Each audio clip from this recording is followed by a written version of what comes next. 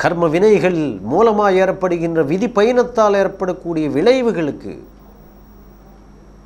தெய்வம் என்ன செய்யும்? எந்த உங்களுடைய கர்ம விமோச்சனம் எங்கிருக்கிறது? இன்னைக்கு ஒரு பக்தர் சுவாமி சன்னிதானத்தில் கேட்டிருக்கிறார், சுவாமி எத்தனை கோயில்களுக்கு போய் எங்களுடைய பிரார்த்தனைகள் நாங்கள் சமர்ப்பணம் செய்து வருகிறோம், பகவான் ஏன் எங்களுடைய கோரிக்கைகள் ஏற்றுக்கொள்ள மாட்டேங்கிறார்? உங்களுடைய கர்ம வினைகள் என்பது பிரம்மஹதி தோஷத்தில் முடிப்படி இருந்தால் தெய்வம் ஒன்றும் செய்யாது. உங்களுடைய பாவ வினைகள் அல்லது முன்னோர்கள் சாபக்கேடுகள் பயங்கரமான அளவில் இருந்தால் உங்களுக்கு பெற முடிய நிலைய, அதாவது பெற வேண்டிய அதிகாரம் பெற்ற கிரக நிலைகள் என்பதை, சுபதன்மைகள் என்பதை பாதகமாக மாறி வந்தால் யாருன்னு குற்றம் சொல்லி நீங்க என்ன பயன்? அதுக்கு தர்க்க வழி என்ன? ஏன் நம்மளால செல்வ செழிப்பு பண்ண முடியவில்லை? ஏன் சிலர் சர்வசாதாரணமாக தொழில் பண்ணிட்டு இருக்காங்க, அவங்களுக்கு பயங்கரமான செல்வ செழிப்பு வருகிறது? நம்ம இவ்வளவு கடினமான உழைப்பு இருந்திருந்தும் உடலை உறுத்தி கொண்டு நாம் ஏன் முன்னேற முடியவில்லை? நிச்சயமாக காரணம் இருக்கணும் அல்லவா? அதுக்கு பின்னணி பாக்கியஸ்தானத்தினுடைய அமைப்பு இருக்கின்றது. அந்த பாக்கியஸ்தானத்துக்கு பின்னணி முன்னோர்கள் கர்மவினை இருக்கின்றது. அந்த முன்னோர்கள் கர்ம வினைக்கு பின்னணி பூர்வ புண்ணிய பலன் இருக்கின்றது. அந்த பூர்வ புண்ணிய பலன் மூலமா விதி என்பது நிச்சயிக்கப்படுகின்றது. அதனால தான் ஜாதகத்தில் டைரக்டாக இது எதுவும் சொல்லாமலேயே லக்ஷ்மி ஸ்தானங்களாக 5ஆம் வீடு 9வது வீடு சொல்லியிருக்காங்க. ஏனென்றால் 5ஆம் வீடு பூர்வ புண்ணிய பாவம் ஆகிறது, 9வது வீடு பாக்கியஸ்தானம் ஆகிறது. உங்களுடைய பூர்வ புண்ணியம் என்பது உங்களுடைய முன்னோர்கள் செய்த கர்ம வினைகளால் நிச்சயிக்கப்பட்டு உங்களுக்கு பாக்கியமாக வருகின்றது. அது அதனுடைய அடிப்படையான தத்துவம். அப்போ இந்த 2 பாவங்கள் நன்றாக அமைந்து விட்டால் ஜாதகன் செல்வந்தனாக ஆவான். அப்படி இல்லையெனில் இந்த 2 பாவங்களில் ஒரு பாவம் அடிபட்டால், அதாவது பூர்வ புண்ணியஸ்தானம் அடிபட்டால் எந்த முயற்சி எடுத்தாலும் எடுப்படாது. பாகிஸ்தானம் அடிபட்டால் எவ்வளோ பணம் வந்தாலும் உங்களால் சேர்க்க முடியாது. மிகப்பெரிய செல்வந்தகார ஜாதகங்கள் நீங்கள் பார்க்கும் பொழுது நமக்கு வெற்றி வெளிச்சமாக தெரியக்கூடியது.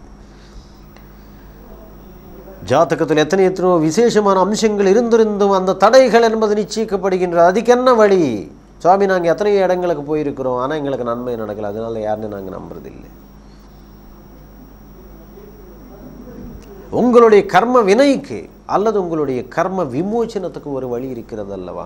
Because it's a based on total high degree intensity of evil planets, planetary combinations. You should find out where the mistake will be located and where the curses will be enjoined, and what is the way, how to trace out, how to find out, and where is the solution. How you determine? Is there any way? Yes, certainly you have a definite solution. That is the divine grace. Just you have one question. Where there is a divine grace, there must be a success will be there every time. But while we are visiting temples, sometimes we could not get such a grace because there must be a great obstacle through prior generations or 4 generations.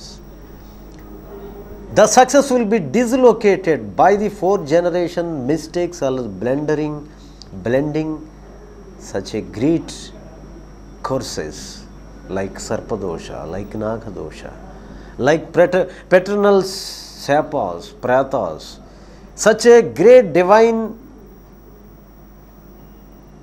a great obstacles. So for that you have to see perfect Mahatmas, and you have to see the great people, divine masters you have to visit. Then only they can give you the clear-cut way. Otherwise you could not find the real solution. அப்போதான் நீங்கள் வியக்கக்கூடிய நிலை. எத்தனை இடங்களுக்கு போனால் எங்களுக்கு நன்மை நடக்கவில்லை. ஏன்னா உங்களுடைய கர்ம வினைகளை குறைக்கக்கூடிய இடம் அங்கேதான் இருக்கும். பகவான் ஸ்ரீராமர் அந்த பாதையில் வருவார். அவருடைய திருப்பாதம் நம்ம மேலே விழும். நம்மளுடைய சாப விமோச்சனம் கிடைக்கும் என்று அந்த அகல்யா பல யுகங்களாக காத்திருந்தது. வால்மீகி ராமாயணத்தில் சொன்னது. பகவான் ராமர் ஏதோ ஒரு நாள் அந்த பாதையில் வருவார், அவருடைய திருப்பாதம் நம்ம மேலே விழும், நாம் நிச்சயமாக சாப விமோச்சனம் அடையும் என்பது. அப்போ இந்த சாப விமோச்சனத்துக்கு வழி என்பது முன்ஜென்மத்தில் அல்லது பல ஜென்மங்களுக்கு முன்பு, பல ஆயிரம் ஜென்மங்களுக்கு முன்பு சொல்லப்பட்ட ஒரு உண்மையாகிறது அல்லவா? அப்போ தெய்வீக லீலைகள் அத்தகையான வலிமை கொண்டவாகிறது அல்லவா? என்னற மூலமாக இந்த விதமான நற்காரியம், இன்னல மூலமாக இத்தகையான பெருமை, இன்னர மூலமாக இத்தகையான வெற்றி என்பது இறை அருளால் நிச்சயிக்கப்படுகின்றது அல்லவா? இறை திருக்காட்சிகள் என்பதே மனிதனுடைய வாழ்க்கையில் சுப காரியங்களாக வருகின்றது அல்லவா? அவருடைய சங்கல்பம் என்பதே மனித வாழ்க்கையின் முற்றிலும் வளர்ச்சியாகின்றது அல்லவா? அத்தகையான இரளரை பெற வேண்டும் என்றால், ஆண்டவன் அருளை நாம் பெற வேண்டும் என்றால், கடவுள் கிருபையை நாம் அனுபவிக்க வேண்டும் என்றால், தெய்வத்தின் கருணை அருட்கருணை நம்ம பெற வேண்டும் என்றால் மகான்களை சந்திக்க வேண்டும். அதுதான் சாஸ்திரங்களில் புராணங்களில் இதிகாசங்களில் சொல்லப்பட்ட உண்மை.